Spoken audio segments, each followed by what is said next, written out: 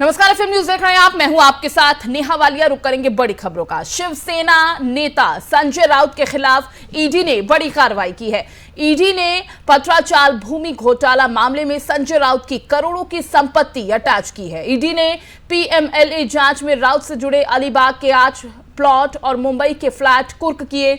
बताया जा रहा है कि घोटाला 1034 करोड़ रुपए का है। प्रवर्तन निदेशालय की इस कार्रवाई के बाद संजय राउत ने एक ट्वीट किया। उन्होंने ट्विटर पर लिखा, असत्यमेव जयते। जानकारी के मुताबिक 1034 करोड़ के पत्राचाल लैंड स्कैम मामले में संजय राउत के करीबी प्रवीण राउत का नाम भी सामने आया था, जिन्हें ईडी ने गिरफ्तार किया है। इस मामले की चार्जशीट भी ईडी ने दायर की है। तो आपको बता दें कि ये जो मामला है पत्राचाल भूमि घोटाले से जुड़ा है। इसमें ईडी ने 11 करोड़ की प्रॉपर्टी को अटैच किया है और 9 करोड़ की प्रॉपर्टी प्रवीण राउत की है। 2 करोड़ की प्रॉपर्टी संजय राउत की पत्नी की है। प्रवर्तन निदेशालय ने करीब 1034 करोड़ रुपए के पत्राचाल भूमि घोटाला मामले में शिवसेना के नेता संजय राउत की पत्नी की संपत्ति कुर्क की है और बताया गया है कि इसमें अलीबाग स्थित प्लॉट के दादर स्थित फ्लैट भी शामिल है। और इसी के साथ आपको जानकारी दे दें कि इस मामले में संजय राउत के दोस्त प्रवीण राउत की भी गिरफ्तारी पहले हुई थी और इस ईडी ने इस केस में पिछले हफ्ते चार्जशीट भी दाखिल की थी और जांच में ईडी ने पाया कि प्रॉपर्टी की खरीद में अपराध का जो रास्ता है वो अपनाया गया है। तो इसी पर ज्यादा बातचीत और पूरी डिटेल में जानकारी हासिल करने के लिए एफएम न्यूज के ग्रुप एडिटर प्रमोद राघवन जी है, उनका रुख कर लेते हैं। राघवन जी, ये पूरा मामला जो भी सामने आया है और इसी मामले को लेकर संजय राउत की जो संपत्ति अटैच की गई है, उनकी धर्मपत्नी का नाम इसमें सामने आ रहा है, पूरा डिटेल आपसे समझना चाहेंगे। देखिए, ये पिछले कुछ समय से लगातार इस बात की जांच चल रही थी और संजय राउत ने इस मामले में उपराष्ट्रपति वेंकैया नायडू को चिट्ठी भी लिखी थी और उसमें कहा था कि उनके परिवार वालों को और उनके रिश्तेदारों को लगातार परेशान किया जा रहा है। यहाँ तक कि जिस दिन ये ईडी का छापा पड़ा और उस दिन संजय राउत ने गृह मंत्री अमित शाह को भी फोन करके कहा था कि आप चाहे तो मुझे ईडी को मेरे घर भेज के गिरफ्तार करवा लीजिए, लेकिन मेरे परिवार को और मेरे रिश्तेदारों को क्यों परेशान किया जा रहा है। निश्चित तौर पर अब इसमें राजनीति का जो एंगल है वो काफी बढ़ गया है, क्योंकि ईडी के पास इस तरीके के कई सबूत है, जो जानकारी सबूत निकल के आ रही है, जिसमें कई तरह के घोटाले की जानकारी है। 11 प्रॉपर्टी जो है वो ईडी ने अटैच की है। 9 करोड़ की प्रॉपर्टी प्रवीण राउत की बताई जा रही है। 2 करोड़ की जो प्रॉपर्टी है करीब वो संजय राउत की पत्नी की बताई जा रही है। और ये जो पूरा मामला है करीबन 1034 करोड़ का है, जो पत्राचाल भूमि घोटाला है, तो उसके अंदर इनकी ये प्रॉपर्टी का इन्वॉल्वमेंट है और ये गलत तरीके से खरीदी गई और इस कंपनी जिस भी माध्यम से खरीदी गई उसमें पूरी तरीके से इलीगल रास्ते अपनाए गए, तो इस वजह से ये संपत्ति कुर्क की गई है। अब देखने वाली बात है कि जांच किस तरीके से आगे बढ़ती है, क्योंकि ये पूरी तरीके से शिवसेना अब इसको राजनीतिक जो है रंग दे चुकी है। बीजेपी की तरफ से अभी कोई बड़ा बयान तो नहीं आया बड़े नेता का सेंटर की तरफ से, लेकिन ये बात साफ है कि ये छोटा मोटा मामला नहीं है। इसमें आज देखा जाए तो शरद पवार भी कहीं ना कहीं इन्वॉल्व होंगे, क्योंकि आप जानते हैं कि कोalition गवर्नमेंट है महाराष्ट्र में। तो अब ये निकल के देखते कि किस तरीके से मोर्चाबंदी केंद्र के खिलाफ होती है और ये जांच को किस तरीके से कहीं स्लो डाउन किया जाता है या वापस सख्ती करके और भी कार्रवाइयां होती है। ठीक है राघवन जी, संजय राउत इस पूरे मामले को देखते हुए ट्वीट भी कर रहे हैं कि असत्यमेव जयते, और अगर ये असत्य है तो फिर संजय राउत को इतना डर क्यों, इतना घबरा क्यों रहे हैं और इस तरह की बातें उनकी तरफ से की जा रही हैं?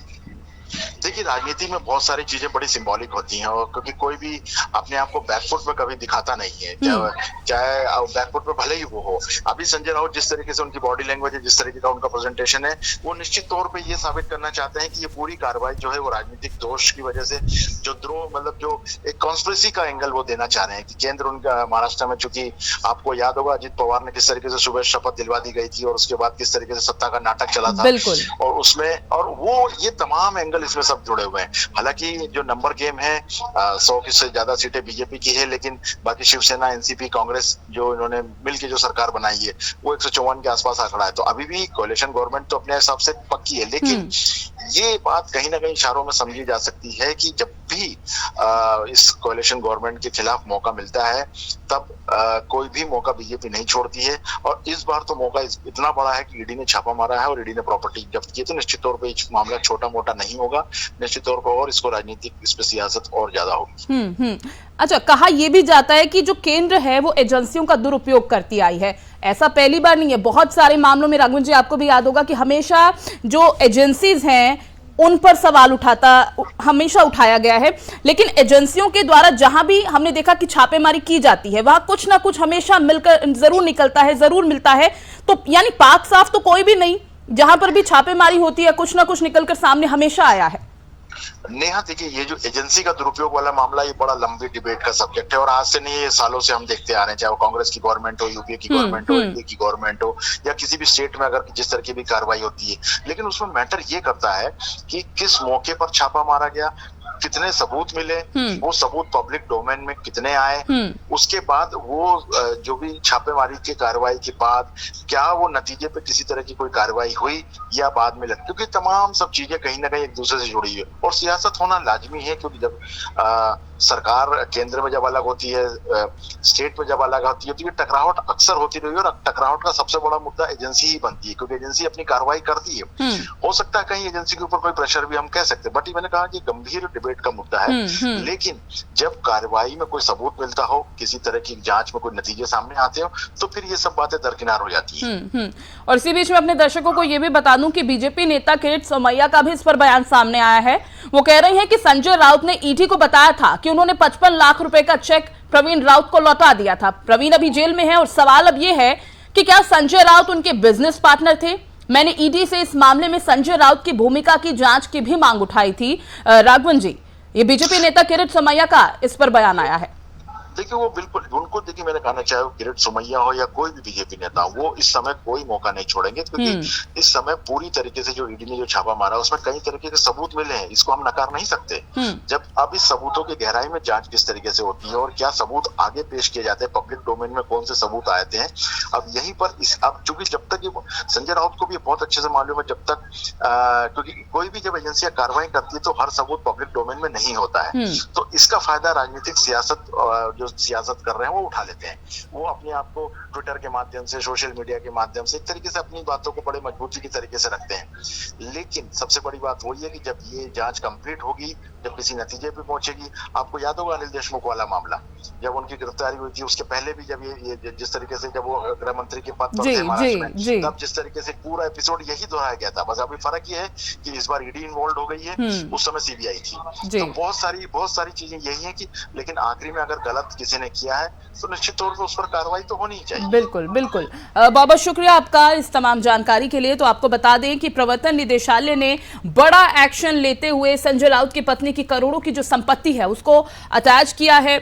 और इसी के साथ जुड़ा एक और मामला भी आपको बता देते हैं, जहां एक तरफ ये मामला सामने आया है, वहीं दिल्ली के स्वास्थ्य मंत्री सत्येंद्र जैन के खिलाफ मनी लॉन्ड्रिंग का शिकंजा कसता नजर आ रहा है। ईडी ने सत्येंद्र जैन की 1.5 करोड़ रुपए की संपत्ति जब्त करने वाली है और ईडी का ये कहना है कि पैसे उनकी कंपनियों में उनके मंत्री बनने के बाद आए थे और पूछताछ के दौरान वो इस बारे में संतोषजनक उत्तर यानी जवाब देने में विफल रहे हैं। ईडी के अधिकारी के मुताबिक सत्येंद्र जैन से जुड़ी कंपनियों में कुल 16 करोड़ रुपए मुखौटा कंपनियों से आने के सबूत मिले हैं। इनमें से लगभग 4.5 करोड़ रुपए के आसपास सत्येंद्र जैन के दिल्ली सरकार में मंत्री बनने के बाद आए हैं। जिन कंपनियों में ये पैसे आए थे उनमें 3 पार्टनर थे। इस तरह से सत्येंद्र जैन के हिस्से में 1.5 करोड़ रुपए आए थे और ईडी मनी लॉन्ड्रिंग रोकथाम कानून के तहत इसी संपत्ति को जब्त करने का उन्होंने फैसला किया है। कुल 16 करोड़ रुपए के काले धन के बारे में पूछे जाने पर ईडी के वरिष्ठ अधिकारी ने कहा कि इस पर आयकर विभाग कार्रवाई करेगा। बताते चले कि ईडी सत्येंद्र जैन से इस बारे में 2 बार पूछताछ कर चुकी है, लेकिन पूछताछ में सत्येंद्र जैन इन संपत्तियों के अपने कंपनियों में आने का संतोषजनक जवाब दे नहीं पाए हैं। उन्होंने कहा है कि इसके बाद मनी लॉन्ड्रिंग रोकथाम कानून के तहत इन संपत्तियों को जब्त करने का फैसला किया गया है। तो प्रवर्तन निदेशालय यानी ईडी ने बड़ा एक्शन लेते हुए सत्येंद्र जैन के परिवार और संजय राउत की पत्नी की करोड़ों की संपत्ति अटैच की है। दोनों मामले अलग अलग हैं जिनमें ईडी ने एक्शन लिया है और इनमें से एक मामला शिवसेना नेता संजय राउत की पत्नी से जुड़ा है और दूसरा आप नेता सत्येंद्र जैन के परिवार से जुड़ा है।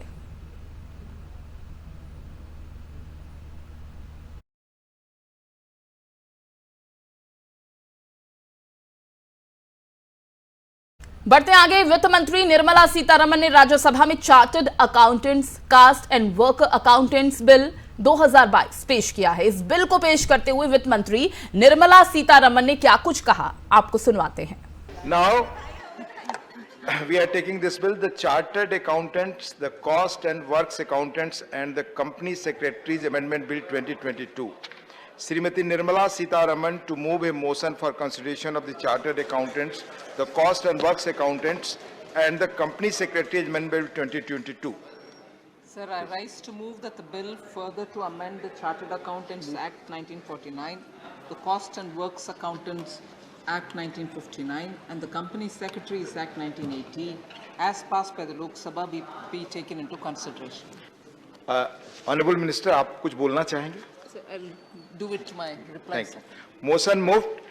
There is one amendment by Sri John Britas for reference of the Chartered Accountants, the Cost and Works Accountants and the Company Secretaries Amendment Bill 2022 as passed by Lok Sabha to a select committee of the Rajya Sabha.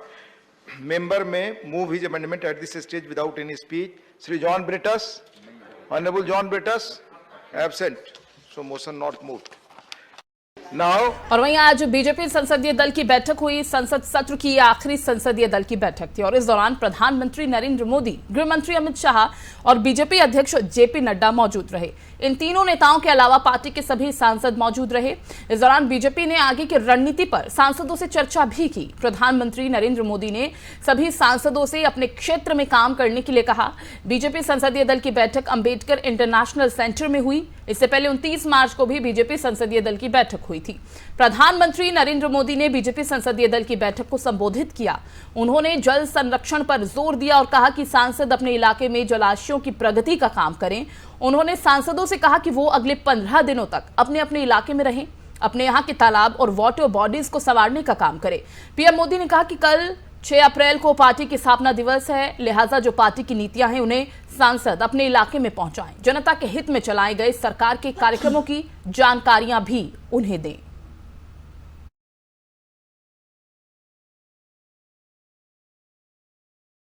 और कांग्रेस संसदीय दल की अध्यक्ष सोनिया गांधी ने आज संसद में एक बैठक की अध्यक्षता की और इस बैठक में सोनिया गांधी ने महंगाई को लेकर मोदी सरकार पर हमला बोला है। साथ ही सोनिया गांधी ने भी कहा कि जो सुझाव मिले हैं उन पर काम कर रहे हैं। कांग्रेस पार्टी में परिवर्तन पर सोनिया गांधी ने कहा, पार्टी में एकता सर्वोपरि है और मैं इसे सुनिश्चित करने के लिए हर कदम उठाने को तैयार हूं। कांग्रेस में परिवर्तन न सिर्फ पार्टी के लिए बल्कि देश के लोकतंत्र और समाज के लिए जरूरी है। सोनिया गांधी ने कहा कि मुझे मालूम है कि हालिया चुनाव में हार से आप सब कितने दुखी हैं। परिणाम चौंकाने वाले और दुखदायी थे। सरकार का देश को तोड़ने वाला और ध्रुवीकरण का एजेंडा लगातार जारी है। सोनिया गांधी ने विभाजन और ध्रुवीकरण के एजेंडे को लेकर बीजेपी पर निशाना साधते हुए कहा कि बंटवारे के समय के तथ्य और इतिहास को तोड़ मरोड़ कर पेश करना सत्तारूढ़ पार्टी के लिए नियमित बात हो चुकी है। उनके मुताबिक हम बीजेपी को सदियों से हमारे विविधतापूर्ण समाज को एकजुट रखने, समृद्ध करने वाले सौहार्द और सद्भाव के रिश्ते को नुकसान नहीं पहुंचाने देंगे। हाल ही में हुए 5 राज्यों के विधानसभा चुनाव में करारी हार का सामना करने के बाद कांग्रेस संसदीय दल की यह पहली बैठक हुई। पार्टी को इस साल गुजरात और हिमाचल प्रदेश के विधानसभा चुनावों का सामना करना है। उधर कांग्रेस इन दिनों अंदरूनी नोकझोंक का सामना कर रही है। एक तरफ मध्य प्रदेश के पूर्व प्रदेश अध्यक्ष अरुण यादव नाराज हैं, तो दूसरी तरफ छत्तीसगढ़ और राजस्थान का मसला भी अभी तक हल नहीं हुआ है।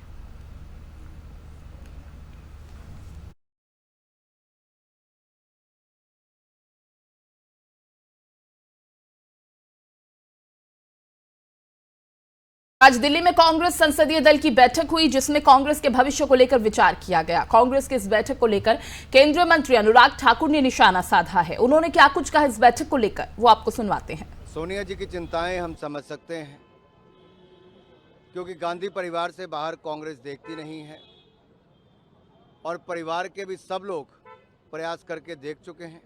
खाते खुल नहीं रहे, जमानतें जब्त हो रही हैं और चिंता कांग्रेस की सामने नजर आती है। पहले राहुल जी ने कमान संभाली तो पश्चिम बंगाल में खाता नहीं खुल पाया। उत्तर प्रदेश में प्रियंका जी ने कमान संभाली तो जमानतें जब्त हुई, मात्र 2 सीटें जीत पाईं। अब सोनिया जी एक बार फिर कमान संभाली हैं, लेकिन कुल मिलाकर कांग्रेस के अंदर एक ही प्रश्न बार बार उठता है कि आखिरकार क्या एक ही परिवार तक सीमित रहने वाले हैं? क्षमता हो या ना हो, क्या वहीं तक सीमित रहने वाले हैं? ये अपने आप में एक बड़ा प्रश्न है। जब तक कांग्रेस इसको नहीं सुलझा लेती, कांग्रेस की अपनी खबरों में बात करेंगे पंजाब के मुख्यमंत्री भगवंत मान की, जिन्होंने पंजाब में एंटी गैंगस्टर टास्क फोर्स के गठन करवाए जाएंगे उनकी तरफ से। और आज भगवंत मान ने इस बारे में आदेश भी जारी कर दिए हैं।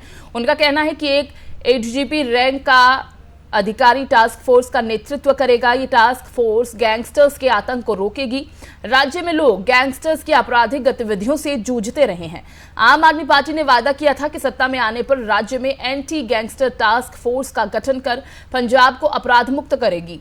गौरतलब हो कि आम आदमी पार्टी की सरकार बनने के बाद से ही पंजाब में अपराध से जुड़ी हुई घटनाएं ज्यादा चर्चा में आ गई थी। कांग्रेस पार्टी की तरफ से लगातार कानून व्यवस्था के मुद्दे को लेकर सीएम भगवंत मान पर सवाल उठाए जा रहे थे और इन्हीं बातों को देखते हुए पंजाब सरकार ने इस संबंध में बड़ा फैसला लिया है। बताते चलें कि आज सुबह भगवंत मान की तरफ से राज्य में हो रहे अपराधों पर लगाम लगाने को लेकर एक अहम बैठक बुलाई गई थी। इस बैठक के बाद सरकार की तरफ से जारी बयान में कहा गया कि राज्य में एंटी गैंगस्टर टास्क फोर्स बनाने का फैसला किया गया है।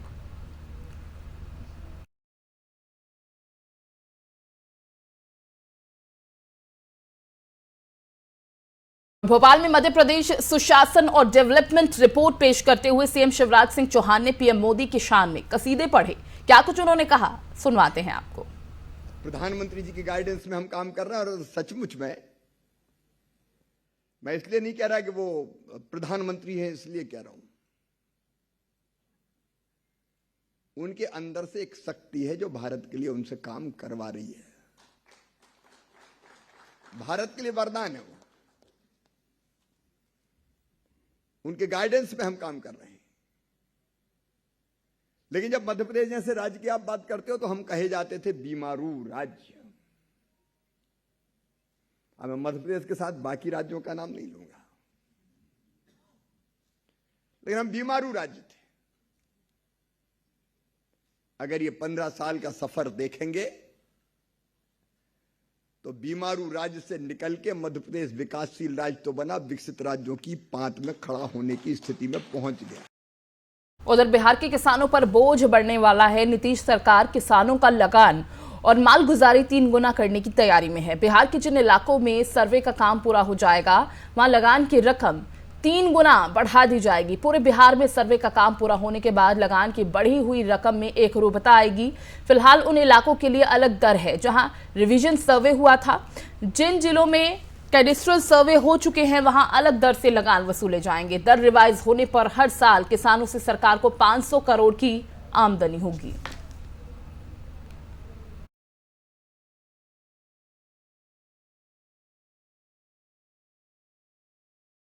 उधर वित्त मंत्री निर्मला सीतारमण ने राज्यसभा में chartered accountants cost and worker accountants bill 2022 पेश किया। बिल पेश होने के बाद एआईडीएमके के सांसद एम थंबिदुरई ने प्रतिक्रिया दी है। क्या कुछ कहा है उन्होंने, आपको सुनवाते हैं।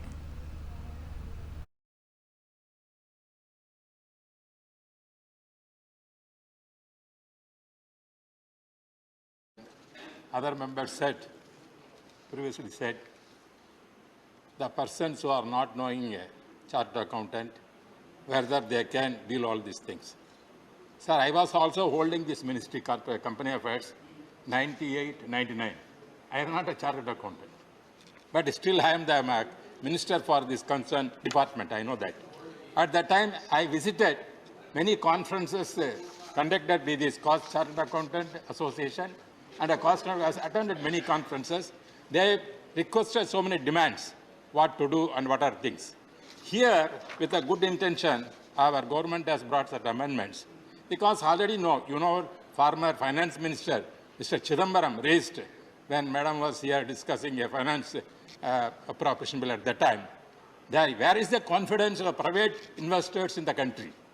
See, to create the confidence of the private investors only, this chartered accounts has to be regularized. That is more important. Because some members raised concern about that, if at all you are entering in the autonomy of this thing, what will happen? Dr. Hanumataya said, see, whatever the rules we are bringing, to regularize only the Parliament is bringing, not any intention to interfere or belittle them. That is not our intention. Sir, here also, some of the proposals already been accepted and legal changes are being undertaken in consult with the institutions. The institutions already accepted and consulted by the government. They have accepted the amendment, certain things that is brought up. Sir, and also there was a demand from the Institute of Cost Accounts of India. When I was minister at that time, they used to come and meet me. They have to be treated along with the chartered accountants. That kind of thing they are demanding.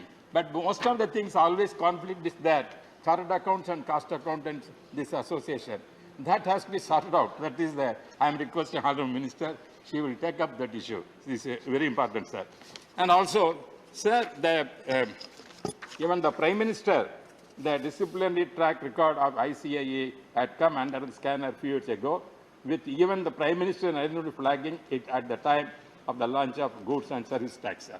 Sir, this is even Prime Minister aware of all these things. Our cabinet, all the cabinet knows that what is going on. Therefore, with the good intention, government has brought this kind of amendment. Therefore, I appreciate and welcome that. I support this bill, support the amendments brought by the Honorable Finance Minister. As former Minister for the company, we are supporting this.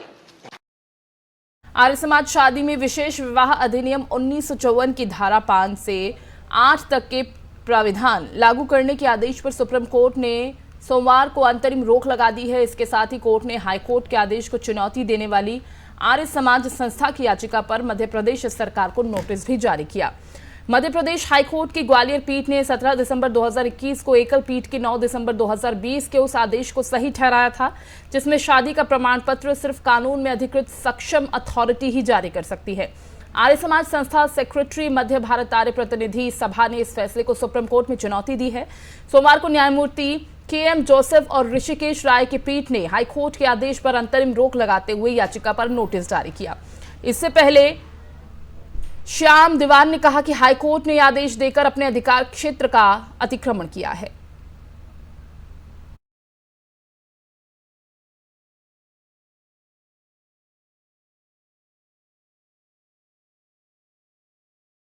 दूसरे विश्व युद्ध की तबाही के बाद पूरी दुनिया ने महसूस किया था कि हथियार की होड़ कितनी खतरनाक हो सकती है। लिहाजा फौरी तौर पर उपाय किए गए थे। पहले आर्मेनिया और अजरबैजान और हाल ही में रूस और यूक्रेन के बीच जंग ने पूरी दुनिया को सकते में ला दिया है।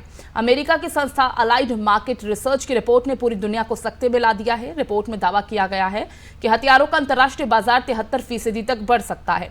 यह बढ़ोतरी साल 2030 तक होने का दावा किया गया है। दावे के मुताबिक भारत, पाकिस्तान और चीन अपने परमाणु भंडार को बढ़ाएंगे।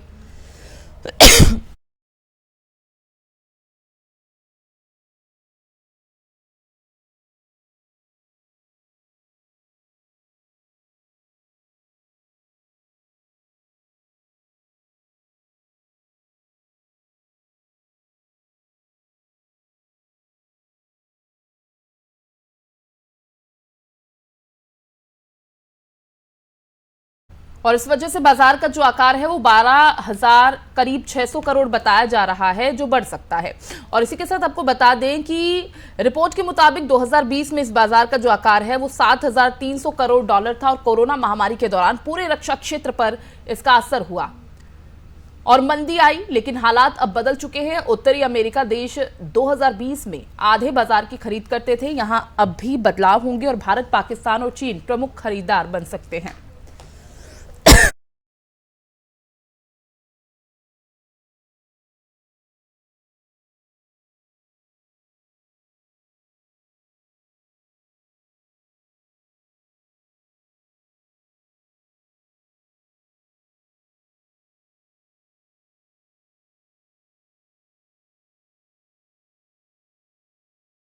इस बुलेटिन में फिलहाल बस इतना ही। बाकी खबरों के लिए आप देखते रहिए FM न्यूज। दीजिए इजाजत। नमस्कार।